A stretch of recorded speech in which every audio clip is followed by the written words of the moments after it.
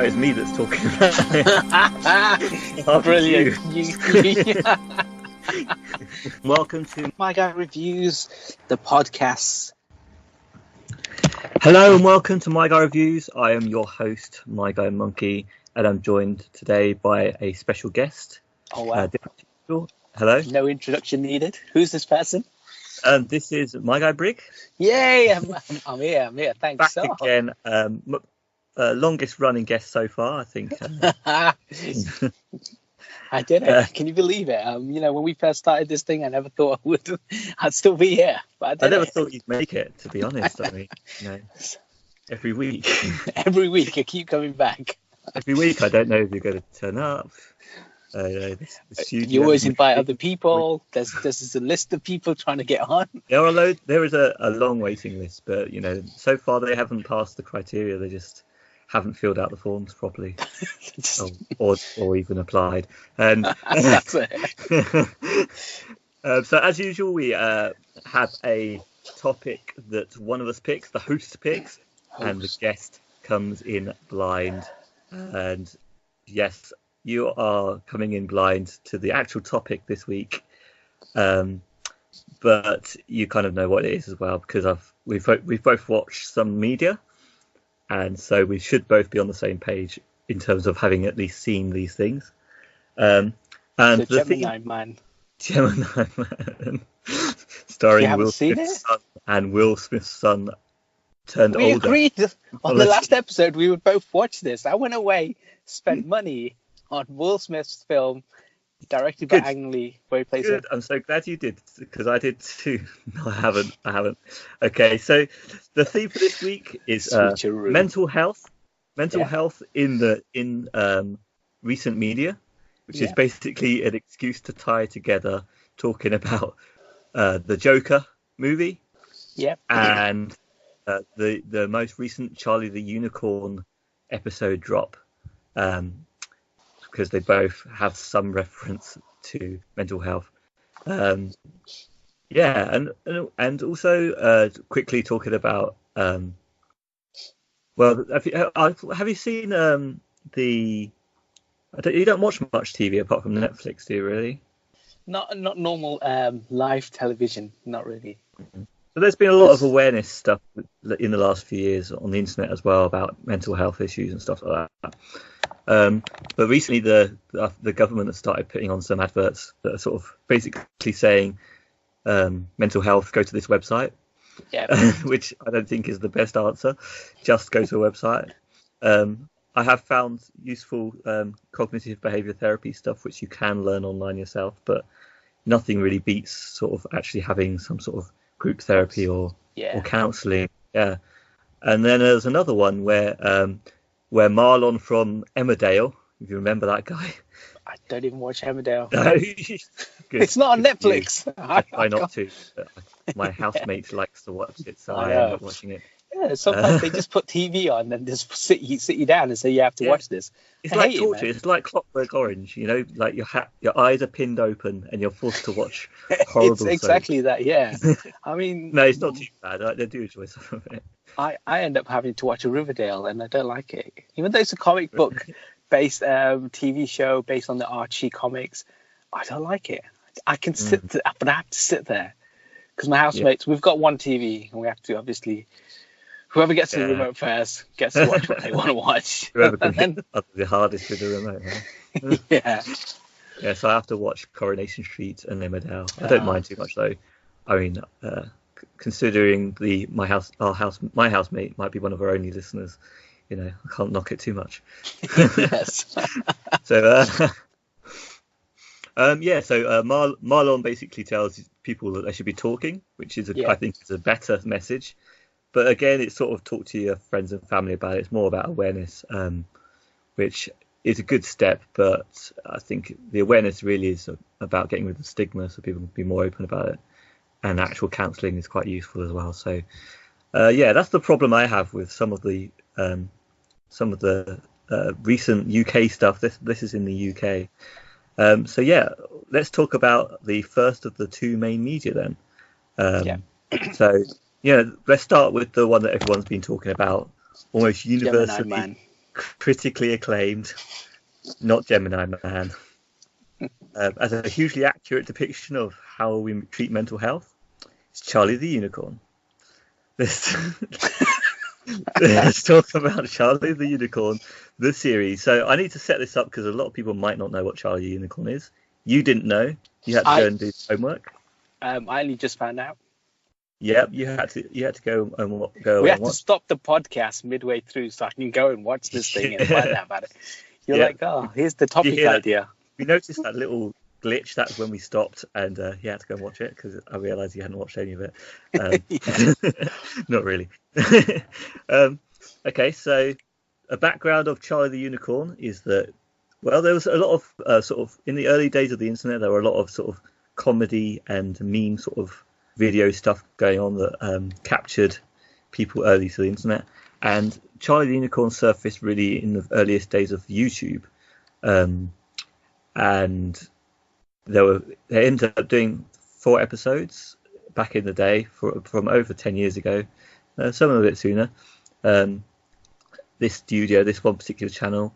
Then they did a lot of stuff in between, sort of mystery, comedy mystery stuff, which was a bit different to that. But people were always demanding more Charlie the Unicorn, so they finally they've done a Kickstarter to earn money to do this, and they've dropped a first part of new episodes of Charlie the Unicorn. So what is Charlie the Unicorn? One a month. Did you read that? I haven't actually found that out. Yes, I think it's 6 episodes that they've got via the Kickstarter, and it's 1 a month. So the next 6 months, yeah. They were planning to use just the one, but it blew up to bigger size. So what Charlie the Unicorns? What's the series as a whole? And then we'll go through the episodes and talk about how they address mental health, and also just how funny they are. They are fun. So is that my bit? Is that my bit to say what it's about? Now you have to tell us who's Charlie the Unicorn and what is the series about? Charlie the Unicorn is a unicorn. Yes, obviously, good. Called Charlie. 100% so far. And in each episode, we see the main protagonist at the start, and he normally is sleeping, or he's just kind of sitting there and relaxing, just enjoying the day. And then, as a responsible adult who probably goes to work. Instead of going to work, he's just kind of chilling. And then these two people appear, 2 unicorns appear, and then they go off on an adventure together. Each episode there's an adventure of sorts. Okay, yeah, that's good. And they drag Charlie along. And they drag Charlie along. What about the personalities of those 2 unicorns? The one's pink and one's blue. Well, how would you describe their personalities? I don't know. They're quite fun going in a way. They seem like they're always like, oh, there's an adventure. There's something to do. Come on, Charlie. They're trying to take Charlie out of his comfort zone and do something he's not doesn't want to do, reluctantly, without giving each one away until we talk about the episode. Okay. And then to take him on an adventure of sorts to different places, be it somewhere full of candy or the moon or whatever it is, go off out of his comfort zone and do something he's not normally doing. That's kind of what those 2 are doing. Yeah, I mean, I find Charlie seems to be like the serious one. He's usually quite grumpy. Yes. And the other 2 are kind of childish. They like to play and they like to have imagination. And, basically it's about unicorns, so anything can happen really, because it's a magical world. They kind of control the world however they like, because they are imaginative unicorns, whereas Charlie's just a bit grumpy. Okay, so that's a setup for the series. Shall we go through each episode? Yeah. What's the first episode about?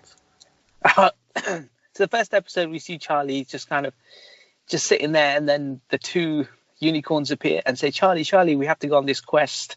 We have to go on this adventure thing, because we found a sweet cave, Candy Mountain. Candy Mountain, that's the one. Yes. And then they head off on this adventure, And reluctantly Charlie's being dragged along, and he's thinking, no, this isn't true. Why are we climbing this tree, this bridge, and the rest of it? And then there's a song, always a hilarious song. And then they get to Candy Mountain, and Charlie's like, whoa, this is real. How, you guys were making this whole thing up. How did this be real? And then hilarity. Is there spoilers?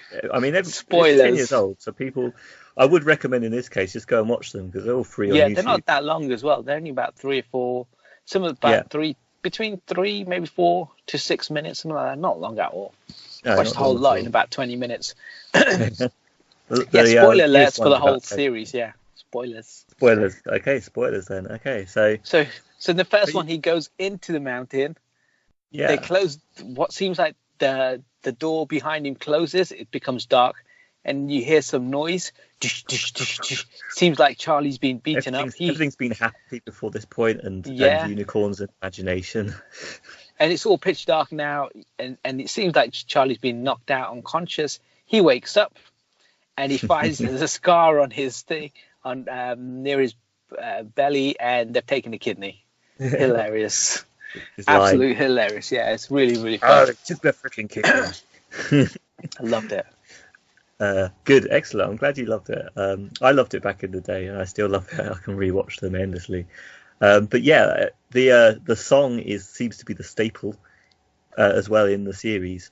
So he's quite reluctant to go in the cave, but then they challenge him with the song by sort of saying, when you're feeling down and you're looking for some cheering up, come into the mountain cave. So they're kind of playing on his misery and like trying to get him in the cave by sort of telling him this happy times, and then they just shut him into the dark and steal his kidney.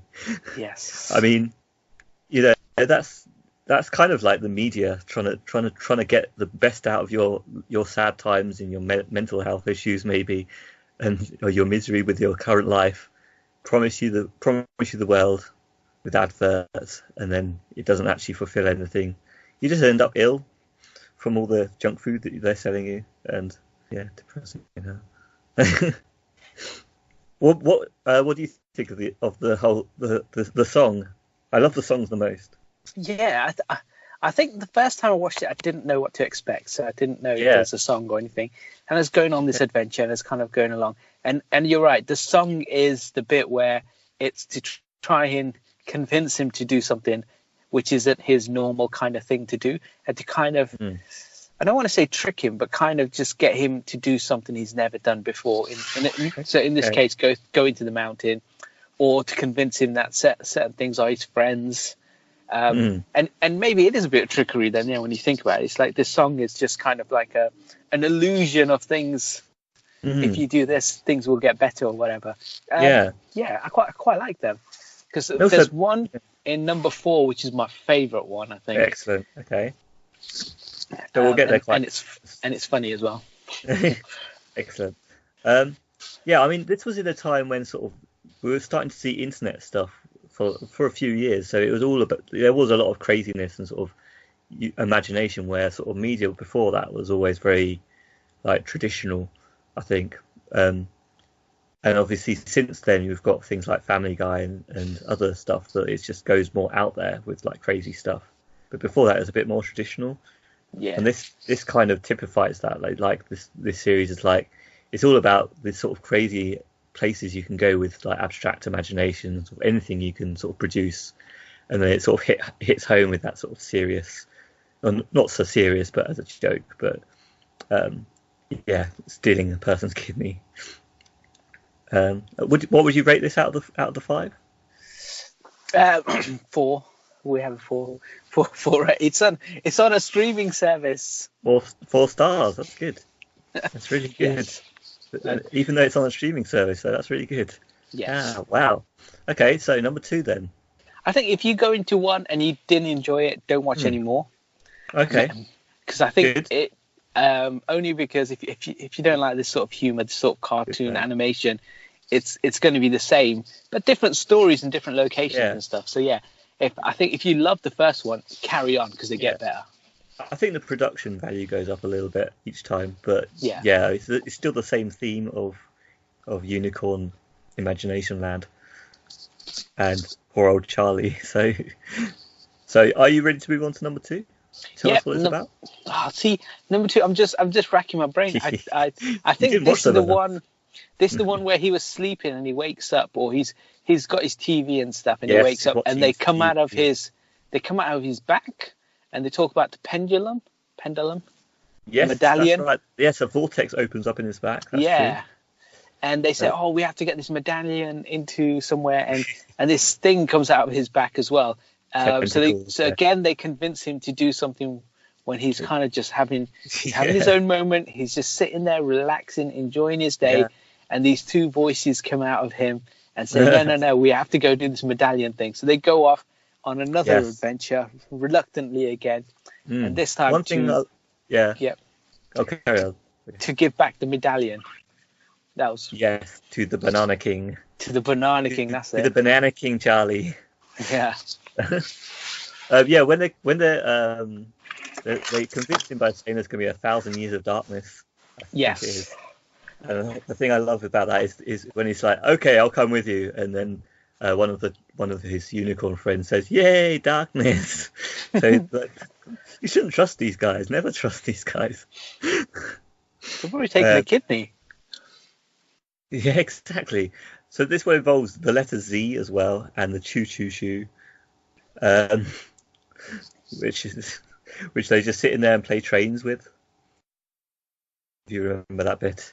So they are really like just children having like a game, and they're trying to pull the adult into this kind of ridiculous game, and he's kind of like, "Oh, this game is so stupid." I mean, I can picture playing with my nephews and them playing a ridiculous game, and maybe someone that's more grumpy not wanting to get involved.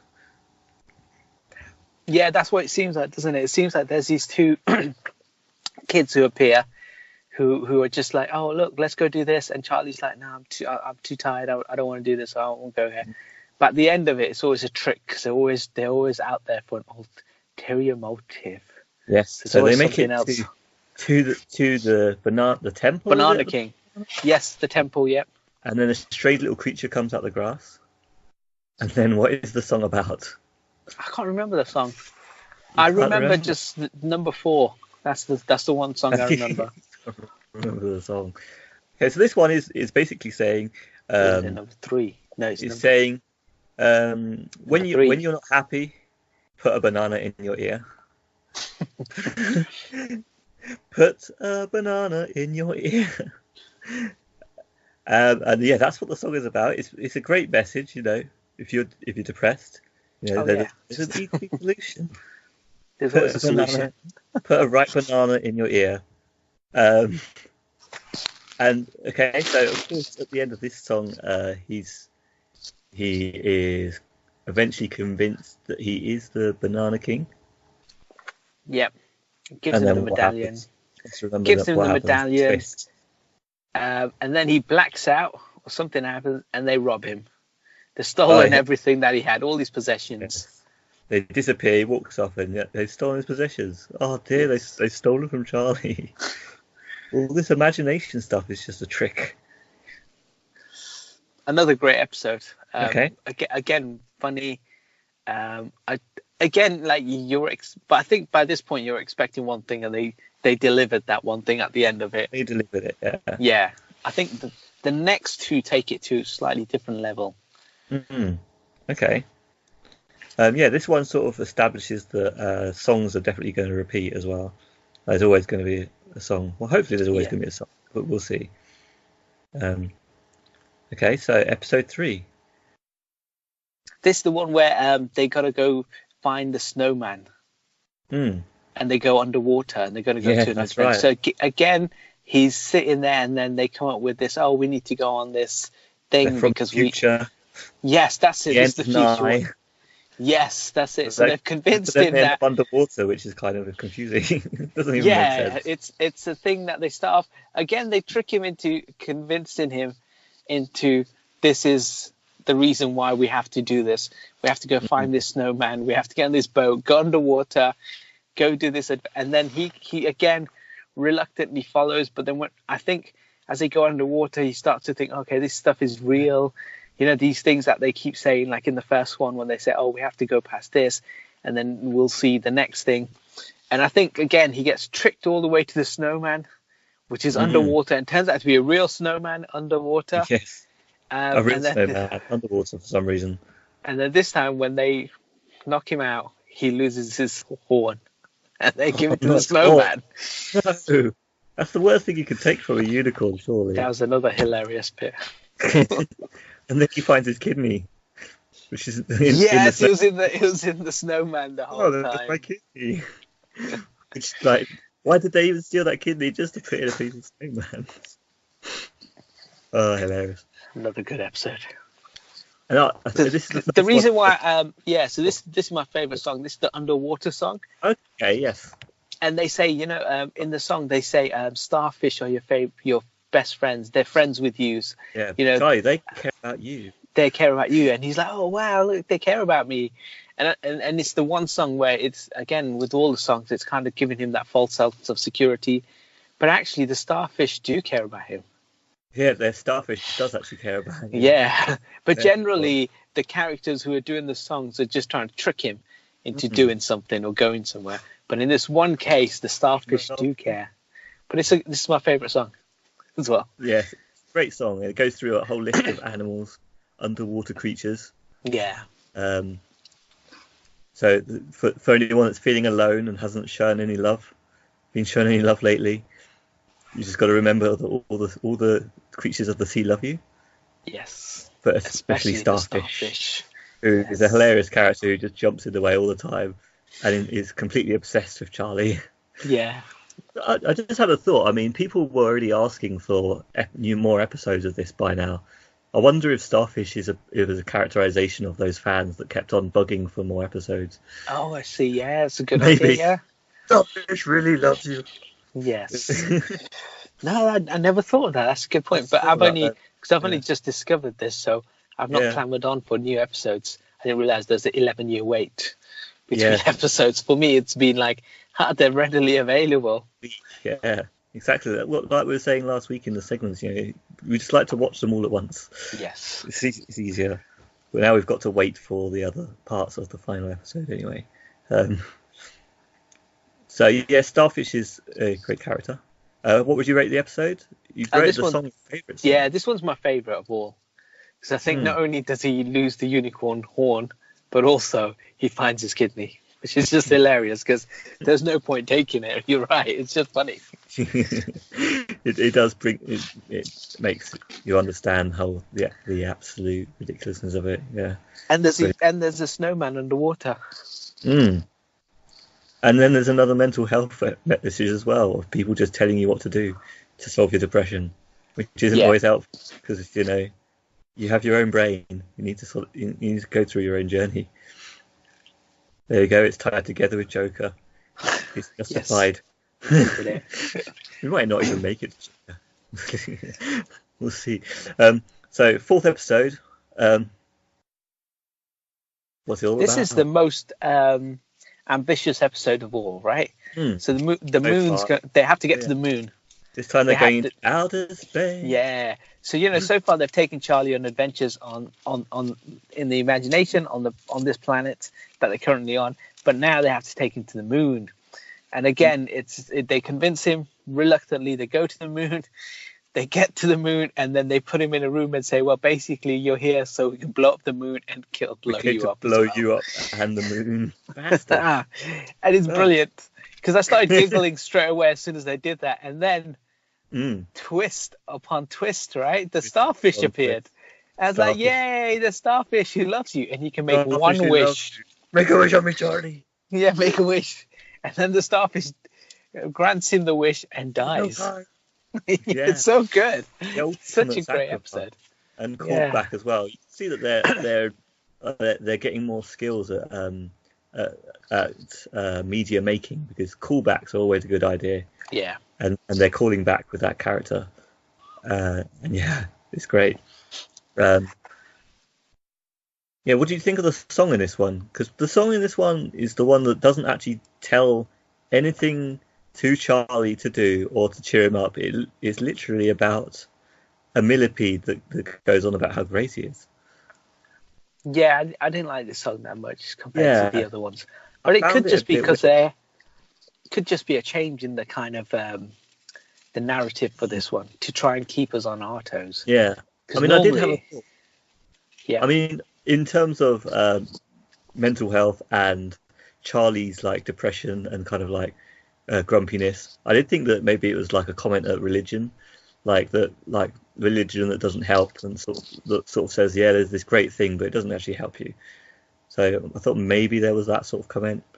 Um, that I have my own faiths and beliefs, so it's not like I'm against religion in any way in that sense. But obviously, it's healthy to comment on these sort of things. oh yeah, And yeah, I was, so it's basically a millipede that says, "I'm a millipede. I am resplendent. I'm amazing. I'm the best dressed," and all this stuff. But yeah, it doesn't offer anything to Charlie really at all. maybe it's like that kind of diversion tactic. Yeah, Look at it this is. About, thing. yeah, Look at this yeah, thing. It's amazing. yeah. It's the best thing. We should all be That's what I thought at either first. striving to be that person or Yeah, being like that person, I guess. yeah, he's very colourful. So just have a Yeah. look at this. Have a look at this. It'll be fine. Look at this, Charlie. Um, but I do also remember this one being one that I did rewatch. I did find the music of the song quite enchanting enough Yeah. to enjoy rewatching it. And back in the day, yeah. So what would you rate the song and the episode?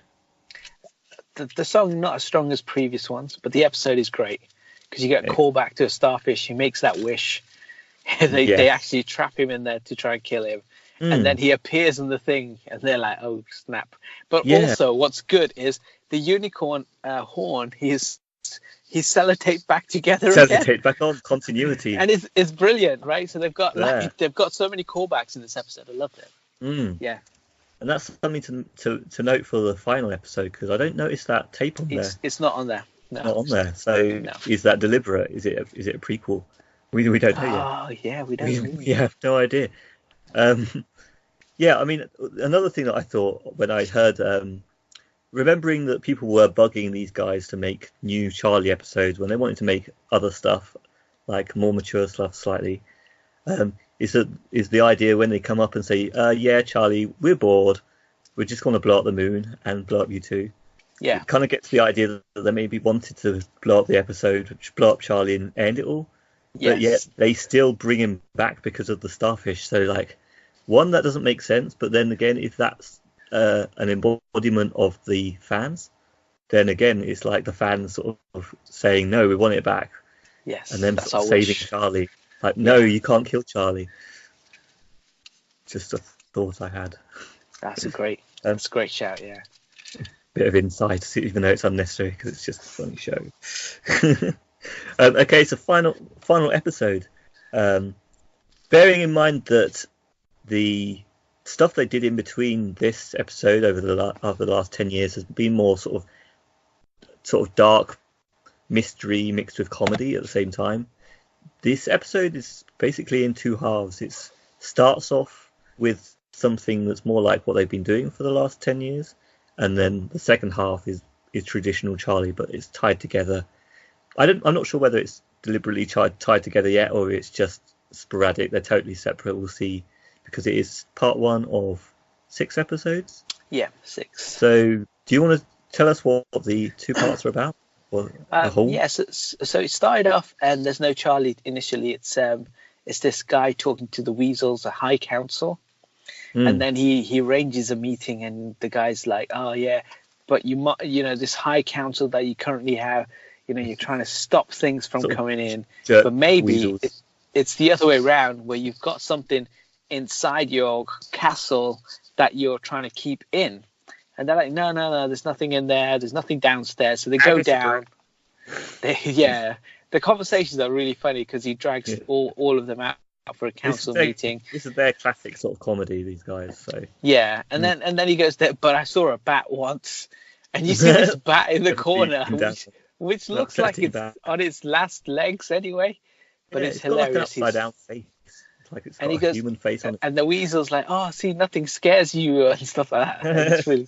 And then they find a door which looked like it's got a big, massive round circle. And I thought, hey, maybe that's a callback to the moon. Maybe not. Okay. And basically they said, oh, let's do some investigation about it. And so they kick him out. And literally, as he got to the front door, the weasels had opened the door and let this thing out.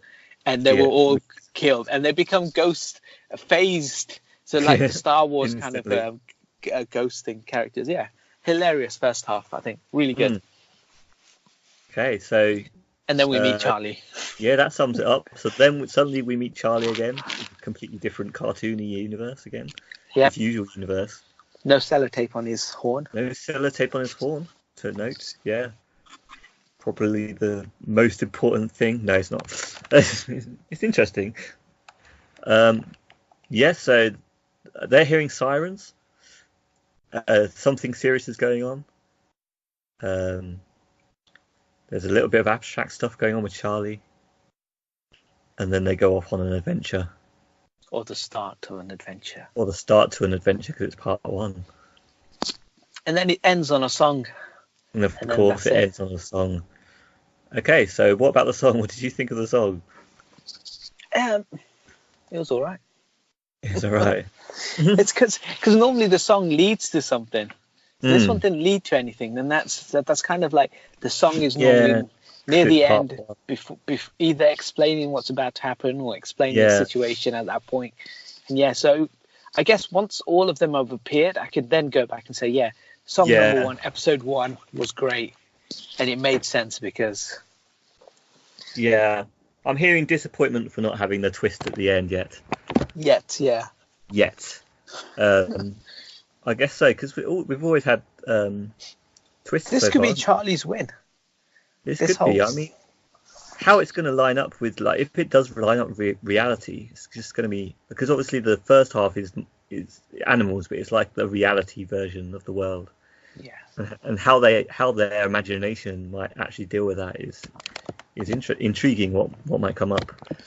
But the song in particular in this time seems to be very mental health oriented. So that's why we get the tentative link between Joker as well. So it's a good episode still. It's a good start. It's a good middle. It's an epic build up to something which we don't know what it is yet. Exactly. And I mean the song is very much about if you're feeling dread and you're sad and everyone else is happy around you, it's your fault. That's what it's telling you. And like it's like, I guess it's giving an angle on sort of all these mental health messages, like the do-it-yourself messages and stuff. Is that maybe we should actually be feeling sad sometimes and feeling these bad feelings, and accepting that actually the world's got some things that might make some people unhappy or worry, but like the message is you've got a problem, so you sort it out so we can have good times. And like the problem doesn't seem to be, no one seems to care about Charlie. It's all about this dolphin that's singing to him this time with a wig. Yeah. Yes. It's a diversion tactic because there's things going on in the world. And it's almost like you've given him something to just give him a little kind of pick me up for a very brief period of time where he sees something completely different, and no one else interacts with the songs the way he does. No, so it's almost like he's always given something to distract him from the real world issues at that time, and then obviously once he snaps back into reality, something terrible happens to him. Yeah, we don't know what's going to happen yet, so I can see the point where it does that. It's quite different, but I think they've had a lot more experience by now of making series stuff, and tying like plots together. So I'm looking forward to seeing what comes up next. And I love the stuff where she's like, or he or she is like, have a seat in my house, and then don't sit there, get out. Yeah, that's right. Yeah, that's a nice chair. Yeah. It reminds me very much of maybe he's had an ex-girlfriend that's like, welcome, you can move in with me, and then like he's like, no, I don't like you now, get out. It's like the way it could like totally shift your world about or something like that. That's what I see in that. but maybe I'm just looking too deeply. Okay, so rating for this one? It's a good start. Yeah. But I think it's difficult because there's more story to be told, and we'll see how it unfolds. So I have to give it 3 to start off with, and then we can come back to it once all of them have dropped. Yeah. Exactly. I think we need to review the whole 6-parter as well separately when we've finally seen it all, if it's worth it. Yeah. So let's move on to the other one then. We've got time to do it now. Yeah, we do. Yeah. We can start on this one. Okay, so the next one, it's all about the hype. Everyone's been talking about it and how great it is. Some people, it's the best movie of all time. Some people, it's the best movie of this year. Yeah, a lot of people have said, Ang Lee has finally come back, and this is it. Gemini. It's Gemini, man. I did actually watch Gemini. No, I didn't. It's Joker. We're talking about Joker. Talking about Todd Phillips' Joker. Yeah, you know the names. I didn't. I don't know. I still don't know the names of it. Stars Joaquin Phoenix. Yeah, you know that, right? He's the main character. Yeah, that guy. He's from DC, right? Is it Marvel? I know. Joker. The Joker is DC, obviously, right? Yeah. It also stars ZZ Bates as. It's got Robert De Niro. It's Joaquin Phoenix's film with 5 minutes here and there of someone else. That's kind of it. If they have 5 minutes. Like that. Yeah. I think he's got the second biggest role, but he's not in it for more than 5-6 minutes, maybe. Mm-mm. But I guess that's because it's so focused on the one character. Yeah, it's all about Arthur Fleck. So, what's it all about, and what do we think of it? See, if this is just an indie film about a guy who's going through mental health issues, that's basically what this film is. It's about his struggles, about being put down, about the government taking away his funding, to kind of with the social work to helping him. Real stuff and that happens, that element of it works really well, and he's amazing. Yeah, and then to see him kind of try and come out of that, and then to be seen, I haven't been seen. People don't know who I am, stuff like that. All the issues that come up with that, of not having that kind of stable back home or a terrible upbringing, all sorts of stuff. And for that, it's a good film. And you could, this could be Oscar bait, indie film made for like 10 million or whatever. Yeah, and it doesn't need any kind of reference to anything, and that's what this film essentially is. But it also is the backstory of the Joker from the DC universe, and they tie it together. So, it's not. Because that's what yes, it is though. It's not. I mean, that's the problem that I have with it, is that they're so sympathetic. Like you can have sympathy for the character throughout the whole film. Yes. Right to the end, and yet he's supposed to be the supervillain of like Batman's arch nemesis. That's what he's supposed to be. Greatest villain that Batman comes up against. Yeah, but he's not even got a backbone in his body in this one. Like he I doesn't. can understand. If I always compare it back, like look at all the Jokers who've come before in comic books, in films, and whatever media. If the Batman came up against Heath Ledger's Joker, the start of that movie is where he convinces all the other criminals that if they kill the other person, they will get a larger share of this money. And so he does this massive heist, and he lets them all think that way, and they all end up killing each other. And he only has to kill one person, and he walks away with all the money and everything. He's a super criminal, but he's like his mind is something that Batman has difficulty beating. He's just super intelligent. Now, this story is just a story about a person with mental health issues and how he's trying to cope with it. The fact that they put the word Joker in there and sprinkled a bit of DC on there, it's not a superhero film. Like it isn't Joker origin to the point where he's an actual match for Batman. Because intelligently, there's no comparison. Like they're not on the same intellect. Well, I've seen one argument against this or for this, which is that the tablets that he was on was suppressing his intelligence. and that's when but he by the stops end taking of them. it, He then he's not. starts to do things a bit better. But he's not any smarter by the end, is he? Maybe they're Like not he's worn out. Yeah, just maybe they're not out spoiler of alert. them. Spoiler alert for the film, right? Because Well, of by course. the end of the movie, I don't think he's any smarter. He didn't create a revolution. It was an No, accidental revolution that happened exactly. It around has him. been accidental so far, but maybe Yes. in the future he will. I mean, I'm making excuses for him, but I'm actually on the same side. I just Yeah, I I want to shit on the film, but at the know. same time, there is ways you can see around it all. I think. And I think what as they're making the film, and they could have just done a normal film. It would still be as good as it is. But Yeah, the fact that they try and explain his background and his origin, and then they start putting in newspaper articles to kind of disprove his origin at the same time. So Thomas Wayne had an affair with his mum, and then at the same time they put articles he reads. He's like, no, your mum had mental health issues, and she was yeah, making these things up, and you were abused as a child, and that's kind. So yeah, the problem that they had is if you take the mental health stuff out and just say, okay, so it's a Joker origin film now. mm, But what they do is they were almost going to box themselves into saying, this is how the Joker was born and this is how yeah. he grew up and stuff. The thing about think- the Joker in the comic books and in the movies, the most interesting thing about him is not knowing that past and knowing that he Yeah, always lies mystery. and he makes up stuff about why That he kind of situation, smiles. yeah. Yeah, and so once you've boxed him in, and Not I the think this is entire history. where they're saying, okay, so he could be That is a Thomas problem. Wayne's son, which would make him half brother of Bruce Wayne. Then they realized, Yeah. you know what? Oh, okay, so we can't have that because that won't match any of the kind of the stuff that's out there. And plus, we've Yeah. categorically said this now. So The then they thing is- start disproving it themselves. So it's not.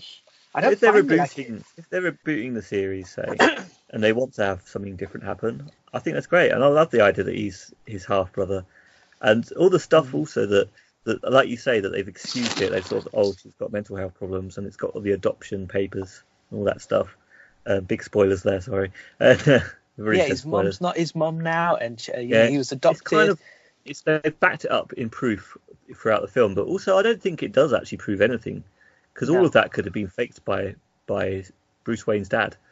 And Exactly. just because that he wanted to cover up the affair that he had with someone who was quite young at the time as well, so he just wanted to cover it up. And so I still firmly believe that he is the half brother.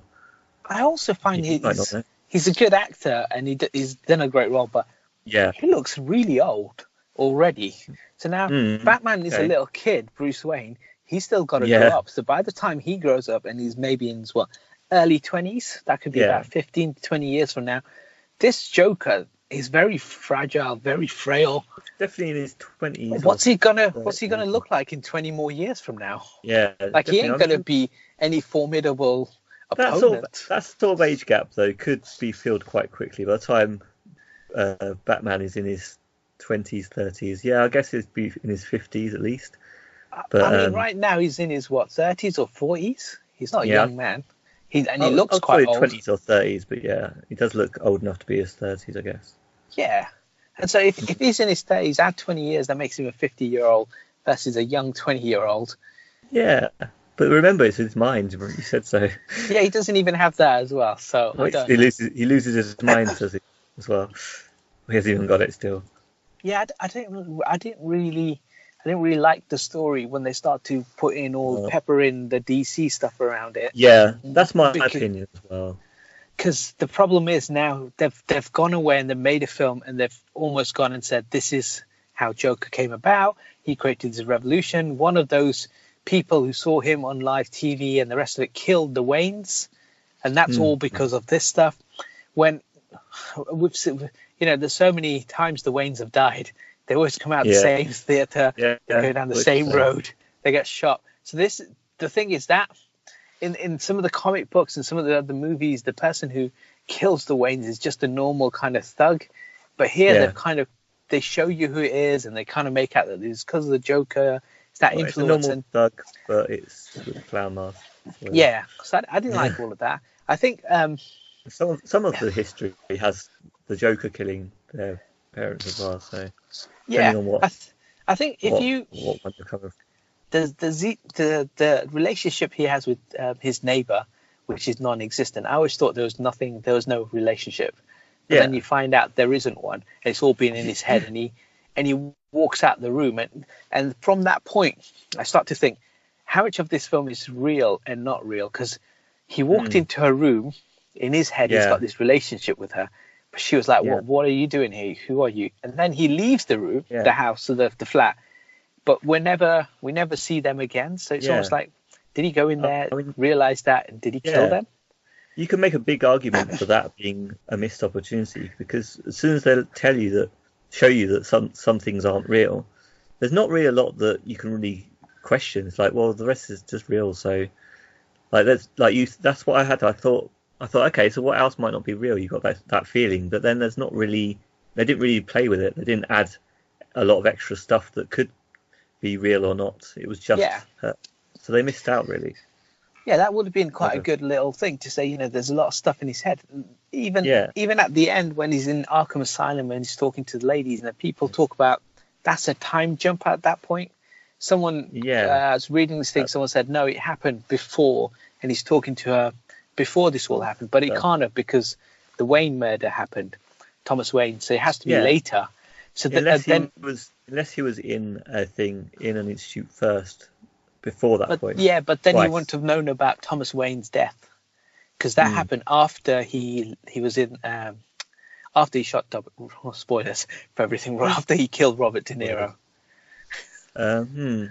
Yeah, so I think that happens later on, and maybe there's a time jump in the future when that happens. But then he walks out of the room and he's killed her, because he's there's blood when he's walking out. So there's a lot of stuff implications against his innocence, because if that's the case, then he hasn't just had his funding for his tablets and his counselling removed, so that hasn't triggered any of the events. You know what I mean? Yeah. So it has to be a later. So that happened later. Yeah, I think it's a good film. If you think Joaquin Phoenix's performance is good, it's a good kind of look, here's a window to mental health. These are the things that people are going through. This is what happens when the government takes away funding. What you don't realize, these individual people who need your help, you're not giving it to them. Yeah. And also, you don't realize his struggles day to day. He goes to work, he's been beaten up at work. Do you think that's why people like it a lot? Because they're finally seeing that sort of story? I think it's because I do like that aspect. Yeah. I think if it's that movie and it was an independent studio made it, it is nothing to do with any comic book or anything. It's a film we've seen before. Taxi Driver addressed this exactly the same issue. People keep saying it's exactly the same as Taxi Driver. And even look and feel is the same as Taxi Driver. It wasn't really Gotham, was it? It was like just reality. New York City. I know we've become almost like we're moving towards just being Gotham anyway, because the world just keeps getting worse. But everything was just it was just bad in the way that our normal world is bad. Yeah, which is still absolutely terrible. And I think it's for a different generation. So people may not have seen Martin Scorsese's Taxi Driver and appreciated it, but if you still watch it today, it still holds up. And he goes through a lot of these mental health issues, and it's addressed in that film.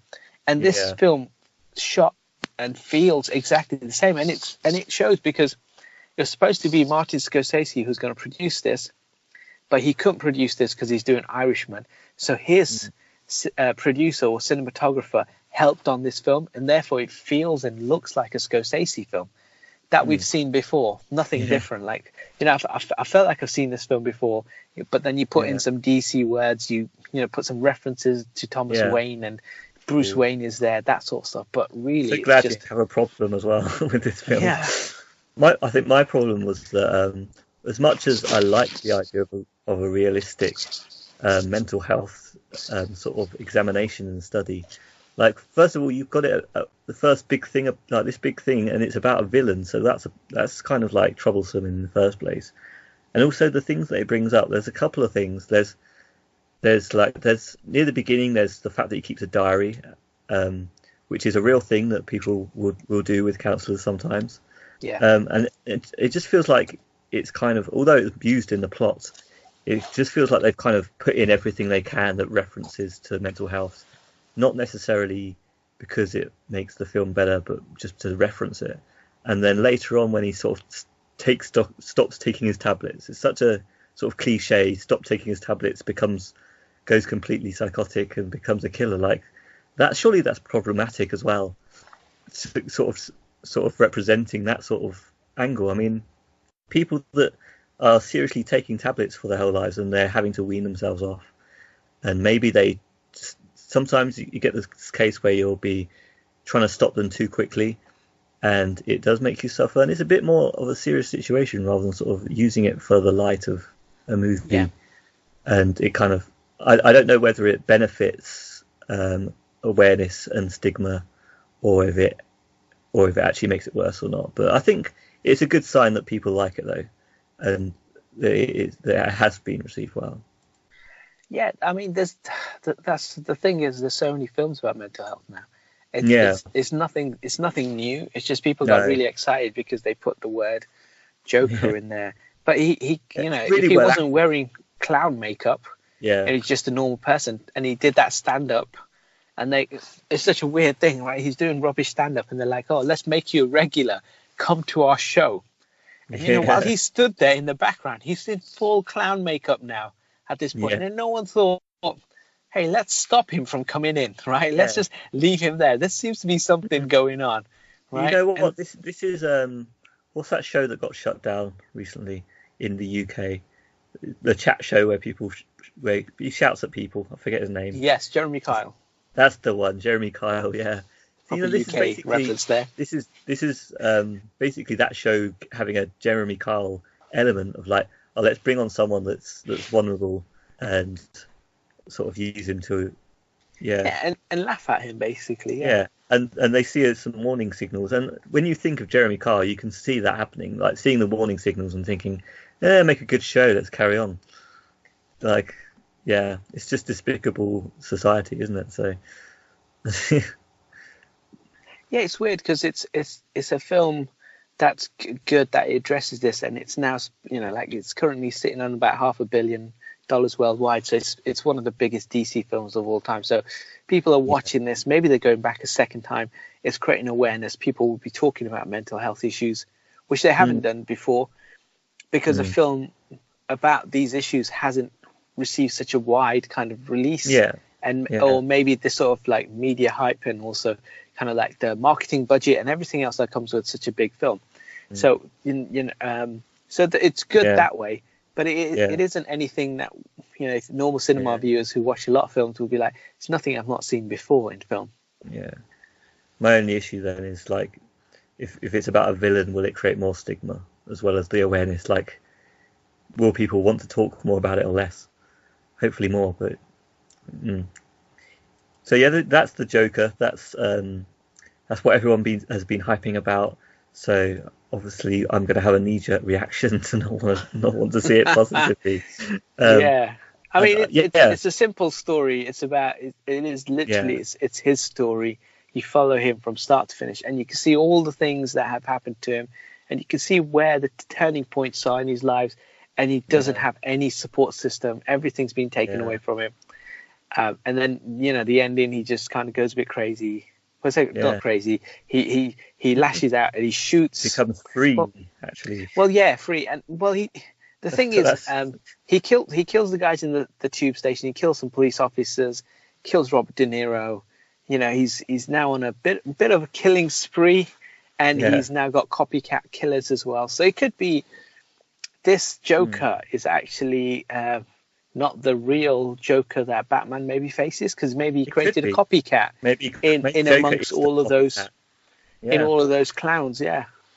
Or maybe he just loves the limelight so much that he develops more and more of a love for it, and he finds out he is actually smarter than we think we've seen so far. Yeah, I know. It's going to take a lot of work to convince me that he's super smart now. It wasn't too smart killing his work colleague and then letting the other one go. Because, surely he could have got caught up with by then because of that move. But even live on TV, you shoot the host. Yeah. You've already confessed to all these murders. Yeah. So the police know who you are. Yeah. You can be smart, though, and still have a jaded sort of ambition. You Yeah, know, but he wants to be known. they gave his name before he came in, so they know Arthur Fleck. So they got his Yeah, details, right? They can trace him back to where he lives and everything else. Then he confesses to a murder, multiple murders, and then he shoots a guy live on TV. Like, how much more evidence does he need to give? Like, it's there, and yeah. he gets caught straight away. But He's not even they're going to clever enough they're going to. to remove the public funding for police next, so it'll be fine. Just like in the UK now, Yeah. and then everyone can run rampant, just like in the UK now. And so rating this film, I think, yeah, full of shit, absolute pile of shit. 4 stars. What do you think? Oh wow. Uh, it's 3 or it's 4. It's it's actually a good watch. It's it's actually a a really good good Joaquin film. Phoenix film, and that's it. There's Yeah, no one else really in the film for that long, yeah. and it covers good issues and stuff. So 2 stars. Watch on your streaming service. 2 stars, okay. Yeah, I just shit on it, and I'm giving it 3 or 4, definitely. Probably 4. Um, yeah, a little bit long, maybe 3. I'm the host, so I don't have to be decisive today. No, you don't. You've given You sit on you've your given fence. it this decisive 2 stars. 2 stars. Wait till it's on your streaming Yes. service of Yeah. choice. Don't pay for it. Don't pay for it whether you do. Or I'd say absolutely go and watch it. I think it's terrible. 4 stars in the cinema. You have to. You owe it to yourself. Yes. Um, Cool. So okay, take a so- break now. Yeah, we're going to take a break, then we'll move on to segments. Right, and on to segments. Have you Yes. seen South Park this week? I have, but before we start the segment, shall we just lift the curtains on the show a little? What's Or that? not? Okay. I know you don't know what this is. So I don't know no what one, you're no one actually knows when we record these things and when we actually put them out, because they come out Yeah. anytime, and we've had issues with recording. Later anyway, so yeah. But it just turned out yesterday was a big day, right? Yeah. Should we just mention that on the I was podcast? going to mention later, yeah, that in the break time, I had my birthday. I don't know if that's what you're Yay! talking Happy about. birthday! It was going to come up in reviews and previews anyway for my Oh, gaming. was it? Oh, you've already put it in there. Oh, sorry, I've skipped ahead. Oh, it'll come up But yeah, anyway. happy birthday, man. Oh, very much, yeah. In our short 2-minute break, there was an Yes. entire day which was called My Guy Monkey's birthday. It was celebrated worldwide. Yeah. And today is our patron saint of the podcast's birthday. Yes, my guy. I don't know what we were OG, my guy, right? My guy OG, because we don't want to use his Yeah. first name without permission. So, my guy OG, yes. Yeah, Happy it's his birthday, my birthday guy OG. Yeah, I know you don't today. listen to the show, but I'll send him a link to this one. when it's yeah, out. just this specific one, right? So yeah, happy birthday. Just I'm send him this sure. video.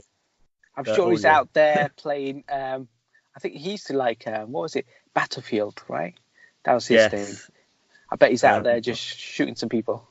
I forget mowing what them game down. he's been lately. I think it might have been a Battlefield as well, but he has been playing GTA 5 this week, which is what I like to play with him a lot. Back in the day, I mostly go at Christmas now when it gets snowy. I like it when the entire map just gets covered in snow for a week. Oh, or I two. do like the seasonal stuff on there. Yeah, it's very clever because Halloween's coming up. They'll rebrand it. They'll have like Halloween stuff on. Come Christmas time, they'll kind of change it. Yeah, it's an Easter. They'll have Easter stuff. It's cool. So on to the segment then. Onwards and upwards. So you have seen it, so I can say, oh my gosh, you watched South Park, you basket. Yes, so I've seen 2 episodes. I'll episodes. give you, as always, I mentioned the title and then you do the review and Not talk always. about it. You can mention other things if you want. I and do see if you prompt can you, guess yeah. the title, because I did guess the titles in the first 4. So Yeah, so this okay, you've got titles for me. I'll just give you the title for this one, and hopefully you'll know. And it's kind of it's called Pink Eye. Pink Eye. That's difficult because didn't Cartman get pink eye in the first one? Yeah, but that's not called Pink Eye. That one's the Arnold, Turned out the to be anal probe. Yeah. So, I feel like I do know it, but I'm going to need help with this one. Okay, there's a zombie outbreak. Oh yeah, of course. So it's the zombie one. I can't remember Yes, anything it about it is. except there's zombies. Okay, so at the start of the I don't believe the my memory's fading already now. I know. So At the start sad. of the episode, the kids are stood outside the bus stop, as they tend Mm, to do in a lot of episodes. But this spacecraft crashes on Kenny and kills him straight away. stay away. And he Um, turned into a zombie. Yes, I and then he remember. turns into a zombie, He's the and only zombie for quite a while. that's right. And then the Sick. two people who brought him back to life, they become zombies, and they all start infecting most of Break. South Park, and there's a huge outbreak. And that's the premise of the show. There's again, this is a countless episode. This is a timeless episode where, because it's not filled with tons and Zombies are tons of. timeless. Yeah, exactly. You know, the slow moving Keep zombies. There's a great bit where Chef sings Thriller when he gets turned into a zombie. Yeah, awesome. Yeah, I forgot about that. I'm gonna have to watch this episode. Yeah, it's actually a good episode as well. And then they start killing all the zombies, and then Kyle phones up the Worcester Sauce Company in the UK to try and work out what they're supposed to do. And he said instead of killing everyone, just kill the OG. Yeah, kill the OG patient zero basically, and everyone will be okay. So Kyle then kills Kenny in this episode. And does he say to himself, "Oh my gosh, I killed Kenny"? He does. I'm a bastard. He says the famous lines. Yeah. Awesome. It's brilliant. It's another good episode. What rating do you give it? I didn't watch it. You did. I know, but you rate it, even though based on my description and what I'm saying about it. Based on my memory, because it's so faded, it's like it's low down. But I'll give it 3 stars for the fact that Kyle had to kill Kenny himself. Yeah. And the Thriller, I have to watch that again as well. The Thriller video with Chef the Zombie. Yeah, I think the next episode though, you'll know straight away. I mean, I'll be shocked if you don't get it from the title. Okay. Starving Marvin. Starving Marvin. What's this one about? I'm sure shock you. You got me. It's not working. Not really. It's not going to happen with this one. It's Starving Marvin. They adopt a guy from Ethiopia somehow called Starving Marvin. That's right. Do they get him sent in the mail by mistake or something? Yes. So they see an advert for starving kids, but if you donate some money, you get this watch. Oh yeah. So they donated some money, and instead they got Marvin. Yeah, I mean, you know, that's reality, isn't it? You adopt a child or you adopt an animal, and you get sent a piece of paper that everyone gets sent, and you haven't actually adopted anything. But in this case, they actually received the actual person. They got Marvin. There's some there's some really good funny bits. They go to like an all-you-can-eat buffet thing. Yeah, and there's that charity lady, which, I mean, okay, you say this is timeless, but this was actually before a lot of revelations about some charities. Yeah, that's what I mean. I think it is.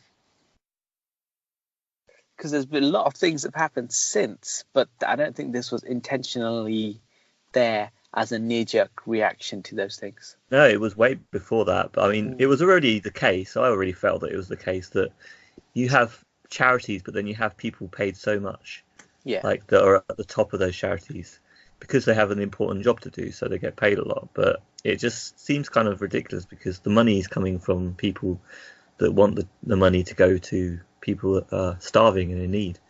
But then there's people at the top, like this character in this episode that is just eating all the food, and she's the reason. There's the reason people are starving, because she just eats everything. It's huge. But that's the twist at the end. But so once they get Marvin, he then has to come, and they have to look after him one at a time. Yeah. And so first they go to like an all-you-can-eat buffet. Yeah. And then, you know, Cartman's saying, "Oh, these are the appetizers. This is what you eat to increase your appetite for the main meal." Yeah. And then as soon as the main meal comes, he goes, he just chucked all that food away, and it's true in this day and age. There is a lot of people who throw away good food, and that was kind of good callback. My family don't. I don't know about yours. No, we eat everything, which is roadkill. We hear about people being wasteful of food, like programs that go through people's fridges and stuff and show how much they throw away and all this stuff. We just think, what? We would never do that. That's just crazy stuff. Make a But there are list. a lot of people who do. Yeah, just make a list of what eat. you want to eat for the week, and then that's all you buy. Just You buy save. the food. Yeah, don't eat It's it in the two week. things. You're not wasting, but you're saving money as well. Yeah, of course. It's a win-win. And then the meal comes, and then Carmen's eating some food, and then I think Kyle or Stan says to him he should share. So he says to Marvin, he goes, "Oh, do you want to eat your pie?" And then Marvin hasn't said anything yet, and he goes, "Sure, you can have it." And he does his little voice, and then he eats his food as well, which is hilarious. Wow. And then the charity people turn up, and then they ask Marvin, "Where's this Ethiopian kid?" And he points to Carmen. That was brilliant. And they gave him the watch. Yay! So is it a win for Marvin? Marvin gets the watch. Yeah, he does. But also in the that professor that the guy who did the cloning from earlier, he appears in this episode as well. So the subplot is about these turkeys that have gone crazy. Oh yeah, the Thanksgiving turkeys. Yeah, so he's done something on them, and then they call in Jim Bob, and they basically try to shoot all the turkeys. Yeah. But this is a noteworthy episode then, because the N64 South Park game that wasn't very good was based on this episode a lot. Okay. So, it's basically a multiplayer shoot each other sort of game, but with the turkeys running loose. I think, as far as I recall, I never had N64. Okay. So and then at the end, Marvin gets on a plane, heads off back home, but he takes all the turkey with him, and Cartman has exposed that lady's been eating all their food because he appears in one of the adverts. Yeah. And he's in the background in one of the adverts of the Ethiopian thing. Yeah, there's so many funny bits in this. It's really good. And again, this one, the message also that they come back and get Marvin. They're like, no, Marvin has to stay in Africa. Like, that is another messed up thing in our world where everything is portioned off. You have to stay here, you have to stay there, passports and all this stuff. It's a mess. Yeah, definitely. But it's, in my opinion. Exactly. Bigger walls is what I say. Yeah. Of course. You've got to have the balanced opinion in the show, right? Exactly. Yeah, I'd say build your walls, and then on top of that, a dome. Yes, a massive dome. So then that we can keep planes out as well, just like in Simpsons. You've got to keep the planes out, exactly, just like in the Simpsons movie. That's true. Yeah. Good movie.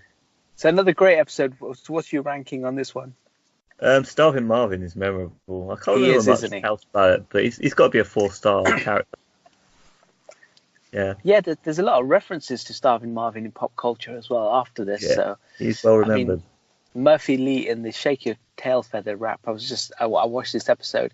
It just reminds me of that rap where he goes, "I'm starving like Marvin, girl. I got 16 bottles of burr. My raps come in packs like Sammy and Dean Martin. I got so many keys, you think I'm valet parking." Always remember the Starving Marvin bit of that song. Yeah. And I always love this episode for that reason. Maybe that's just Cockney rhyming slang. Yeah, it could be. Yeah, and he's never seen a South Park episode. If I ever see you, Murphy Lee, I'll ask you. You'll ask him. Yeah. Yeah. Cool. So that's our South Park watch. On to the next one. What's the next segment? The next segment this week is reviews, mini reviews. Yeah, quick mini reviews. Whatever you want to call it. Quick reviews. So I just finished watching The Purge. I've got to the end of it now, the TV show. Okay, series, yeah. It wraps up quite well. There's this moment in episode maybe 8 or 7, between 7 and 8, that something happens and it's really, really good. Then it gets really exciting. I'm like, whoa, this stuff is crazy. Yeah. And it was really unexpected. Yeah. But yeah, it is. I think I said this before. It's obviously if you're going to stretch out a concept, hour and a half concept into a 10, and it's only 10 episodes, but it's quite long. So they're not just constantly killing. But I enjoyed it overall. It's not for everyone. It's worth a watch. I'm looking forward to season 2. Yeah, Yeah. that's the thing. They're about 40 something minutes long. There's only 10 of them, so it's not too much That's TV. what, It's not like a 24. 4 hours. We're not very good at adding up then. Like That's 400 we're 8 minutes. hours or something. Isn't it? Yeah, I think it's worth a watch. Definitely worth a watch. So I've finished watching that, and I think and then that's all. I'm on to watching this UK TV show which comes on every week called The Apprentice, which I absolutely love. I love The Apprentice. Just people who think really highly of themselves go on a show and make such basic errors, but it's hilarious. It's fun. Yeah, it's a great funny show to watch.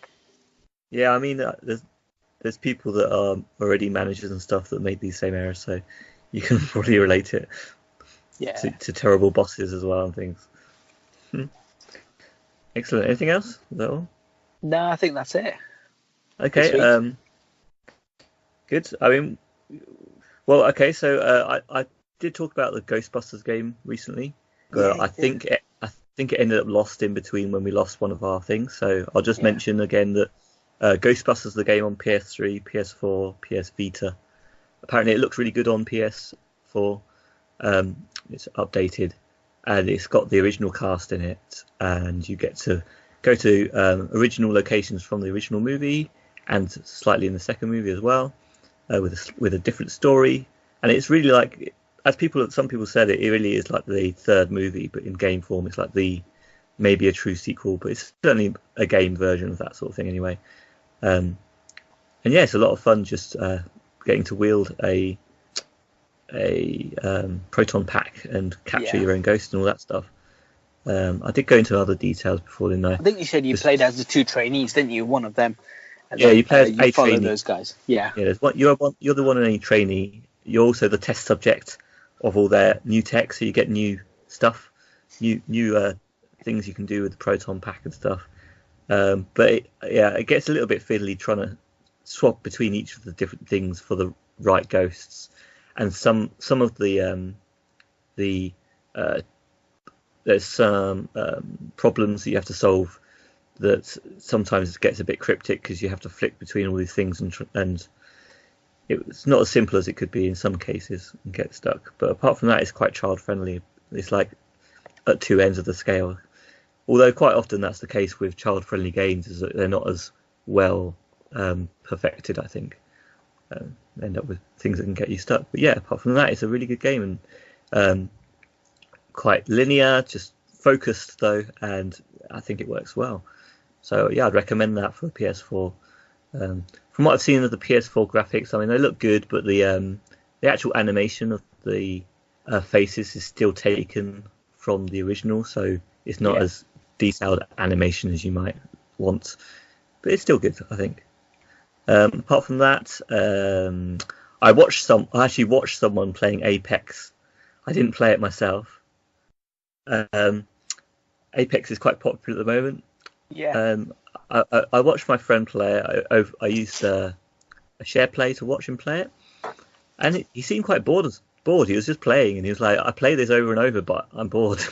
Like it's just like addictive gameplay, but not actually that exciting. And I have to say the particular challenge he was on was quite boring as well. It was literally hiding, then you're almost inevitable to die, and then you get switched to another team, and then you automatically win because it was too hard for the initial team to win. So I have to say it was a bit boring. Just saying from my short experience. Brilliant. So glad I don't play it, but I've not heard much about Apex. I've seen the trailers and stuff. I don't think it appealed to me. There wasn't a football involved. No, so. I'll give you the fact. It's got a cartoony Borderlands look to it. Oh, I do like that. You do like that, but it's like if they made Borderlands, but then they took out all the content and then just made it multiplayer and said, well, you people be the content, make it interesting. And then, that's as much as you're going to get from it. Like the randomness of like whether you've got a good person against you or who gets the upper hand. I guess that's the sort of thing that can make any multiplayer game interesting. It's just another multiplayer, whatever you call it, battle royale thing, isn't it? So Yeah. it takes a lot of cues from Fortnite and sort of the way that worked. So Yeah, I think because, I mean, some big games came out that were free to play, like Fortnite and Pug. So because those came PUBG from... was like, that was like they, the origin. Yeah, and because they were free to play and they're massive, everyone's going, oh, let's do something similar. So even like Call of Duty might try that in one of their maps. Similar games will start to think, oh, we should do that because they were popular. But you know, sometimes you get lightning in a bottle by accident, and then everyone wants to try and replicate that, but it doesn't always happen. I mean, Apex has taken on the next role. Like Fortnite is still around, but I think Apex has taken a good chunk, so they have done well. But yeah, it's all the same thing, isn't it? So now. Anyway, so I'll move on to the next one. As I was going to mention, in the break, in our short 5-minute break, I did have a birthday on a whole day of birthday. I know, can you believe it? 5 minutes. I got I asked for some move games, and I got a pack of 5 different PS3 move games. 4 of them will be in the preview section because I only tried one yet. Okay. And I'll talk shortly about The Shoot. If you don't remember it, it was one of the early titles for the PlayStation Move where you get to shoot at the screen. I have my own gun accessory so I can play it. And yeah, the idea is that you're for one thing, you're actually on a movie shoot. That's why it's called The Shoot. And also it's a shooter. So it's movie related, not good. Good play on words. So basically it's kind of like a set of mini themes in that way, because it's got 5 different theme sort of movies, 4 scenes each. The first one is sort of cowboy, so you're shooting cowboys and stuff. And the second one is robots. It's very much like Terminator, which is quite cool. It's like a rip-off of Terminator. If we actually got to see the world when Terminator's actually taken over, which is what people always wanted, but we never really got it in films. Third one was gangsters, like the mob. And I'm waiting to get to the 5th one, which is the haunted one. So I did try this back in the day, and I was disappointed with it at first because you're actually shooting cardboard cutouts, which I thought was a bit of a crazy rip-off of the fact that it's cheaply made, and like all the stuff you can do with video games and actually create some moving characters, and then they give you virtual cardboard cutouts like that. That was kind of crazy. So I wasn't that appealed to it in the first place. But I have to say, it's quite a good game to play. It's quite fun. Yeah. It is good when you've got the actual game, you go through the proper tutorial, you find that they've actually got a few different special moves that you can collect up by getting enough combos, hitting without loot missing at all. And yeah, it's quite fun.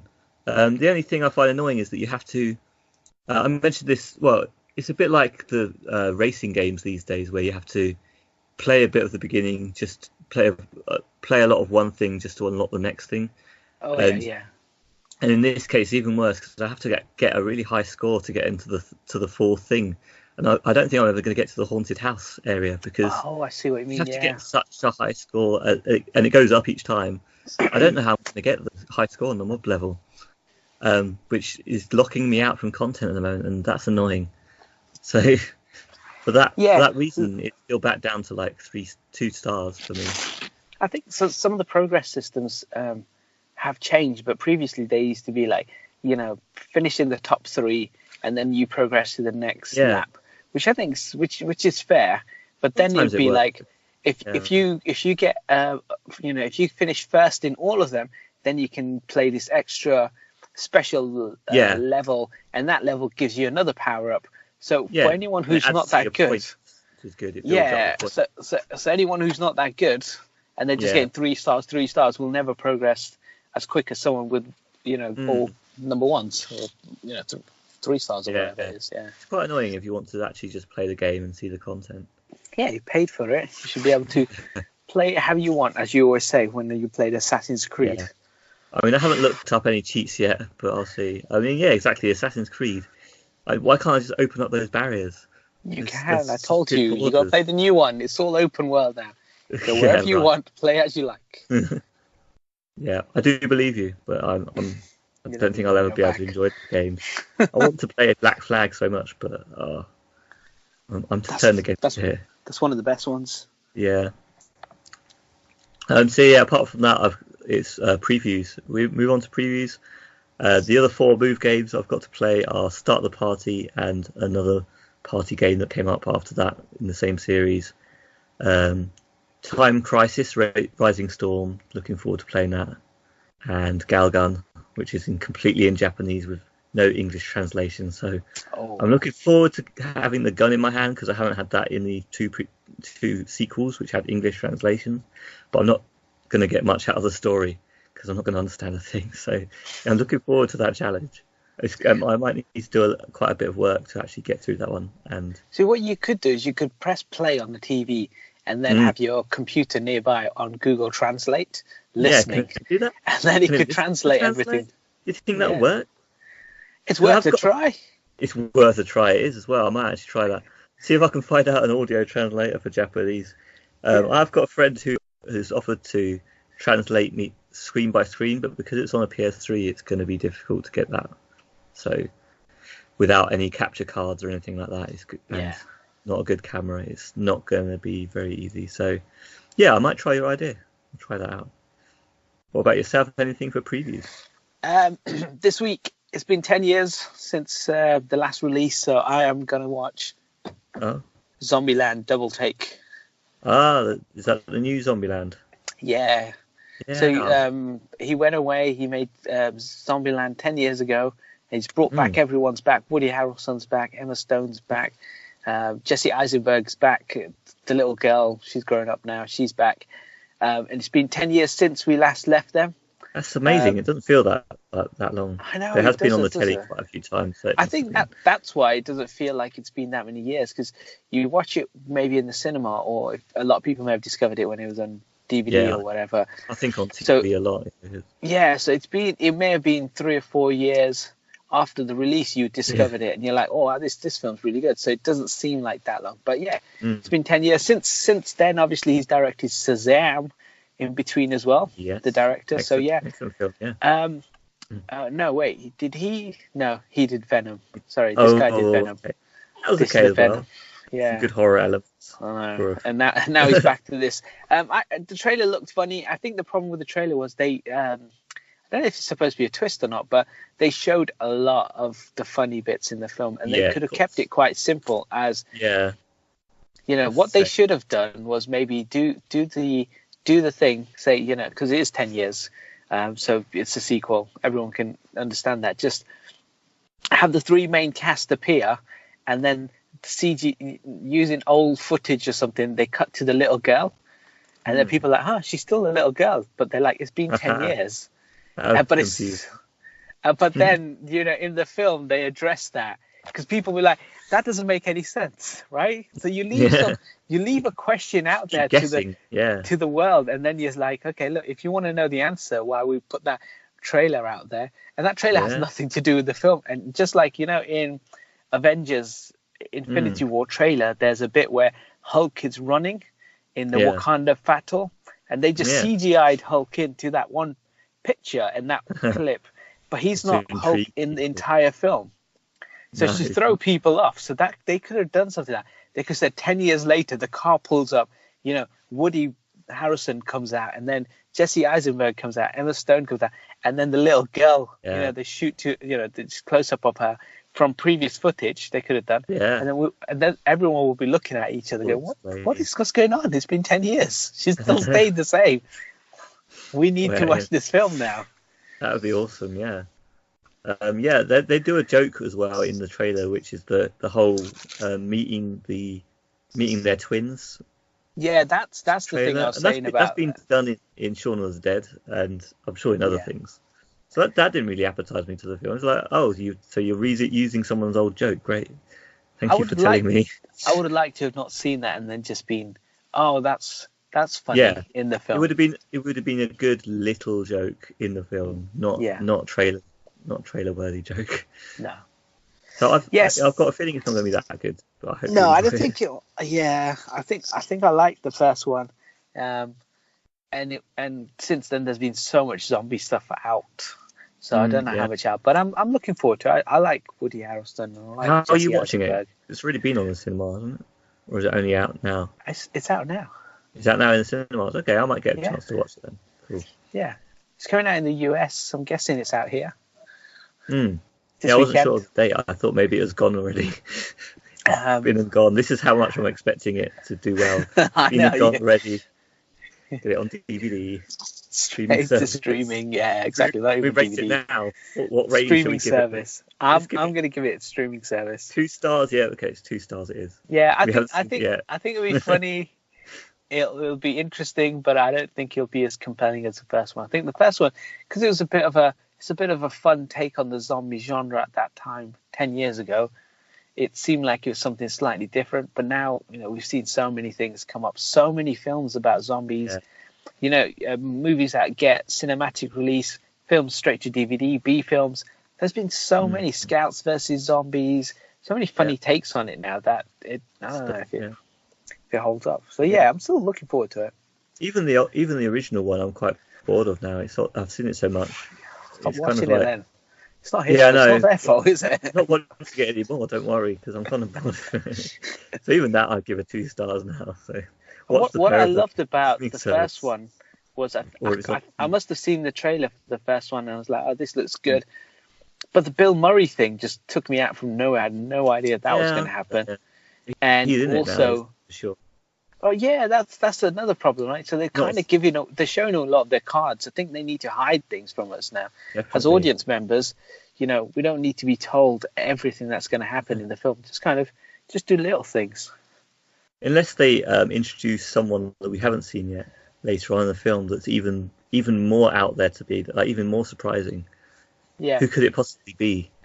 Let's not speculate in case we spoil the film by accident. We don't know what it is. So, It might turn out to be that time person. to speculate. Okay, then. As you wish. It's your preview. So Yeah, I'll tell you next week okay, when I ruin the film for you. Thanks. Yeah, so that's it. that's my big thing for next week. Okay, so that's what we're looking forward to. Thank you for joining me. Yeah, no, thank you. And how can they contact us? They can contact us by asking you what to do, or going into the descriptions below on whatever service you're using. Yes. You can contact us on My Guy Reviews or MyGuy_reviews. Pretty much anything. Instagram, YouTube. Yes. You can give the list of the other things. You did such a good job. I was just going to leave you to it. Okay, so email us at myguyReviews@gmail.com, Twitter, myguy_reviews, Instagram, myguyReviews, YouTube, as you said. And then however you find this podcast, leave a review, leave 5-star ratings, tell a friend, subscribe. Just, pass it on to someone else. Yeah, like 5-star. Like that movie, Pay It Forward. Pay it forward to someone else. If every one of our listeners paid it forward to 3 other people and they paid it on to just 3 other people, we'd have the biggest numbers we've ever seen. Excellent. It's not even many people that you need to pass it on to. It's like 5, yeah? It's like Well, if 3 plus 3, is that what you're saying? If we've got 1 million people and we told them all to 3 million, three times. So yeah, we'd have our viewership would not triple, 9 times. It increased 9 times. That would make it nice. It'd be nice to know we got some viewers. That'd be nice. Listeners. Yeah, you don't always get what you wish for. That's true. It's true. So we just have a chat instead. Yes. But anyway, thanks for listening, guys. Thanks. Bye. Thank you.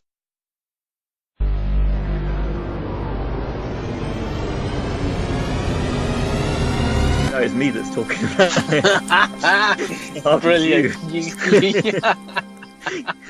My Guy Reviews, the podcasts